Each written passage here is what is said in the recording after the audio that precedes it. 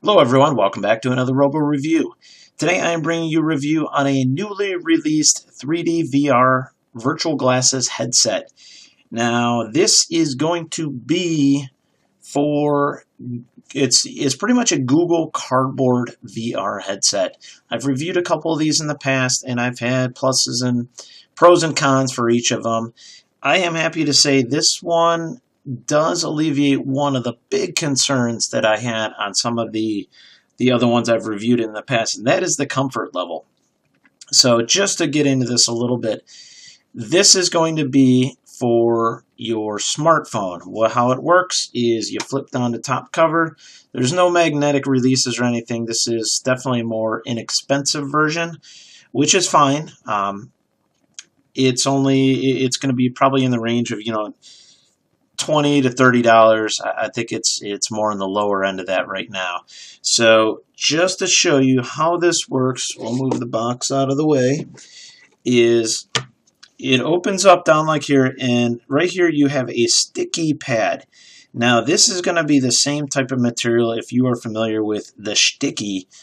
It is kind of like a it's hard. It's like a rubberish sticky, but you can actually wash it. So if it starts to lose its stick, just some water on it. If it gets a lot of hairs and stuff on it, you can just water and soap, cleans it off, dry it, and it will be sticky again to put your phone back into it. The thing I like about this is because of this pad, it makes it really easy to mount your phone. So all you simply do is I'm going to load up something right now. The VR roller coaster, and how most of these apps work is there is a line down the center of the screen like you see. All you got to do is line that line up with the center line that is this guy right here, the divider. Just line it up, put it down, and close it up. That's it. And when you look through it, you will see everything in 3D virtual reality. And I'm just going to pull my phone off, and that is it.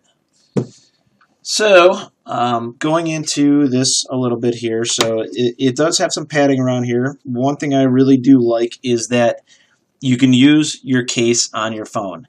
There's a couple of these I've used in the past where you cannot actually, you have to take your case off your phone every time you want to use it. It gets to be a giant pain. So this one, I recommend keeping your case on it just because it gives you that extra padding kind of around here, and it won't touch it's not going to touch this divider anyway because it's a little bit lower than the edges. So so anyhow, that's the front of it. It's got a nice little kind of metal looking logo on the front. It's got on the top, you can adjust the lenses left and right using the knobs right in the front, and then you can push these back and forward, and that's how you adjust it away from you and forward. So also too, on the side, I have not got this working yet, but there is a magnetic button. These I know were used on the old style ones, but it's like a magnet. I think it activates. I'm not entirely sure, but I think it's like your home button or pause button. It's somehow that works. I'm sorry, I don't have the specifics on that button, but it is meant to be a button for you. So the front of it here, one thing I can say, I mentioned the comfort level, is, the other ones I put on my head, and it just seemed to solely rest on my nose here, and the nose was so small.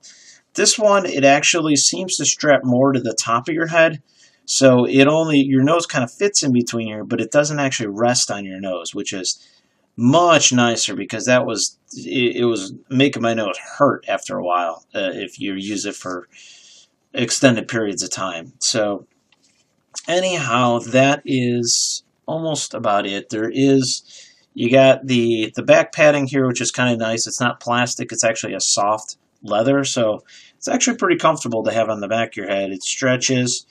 The 3 straps are all very secure. You can adjust them, for bigger, smaller.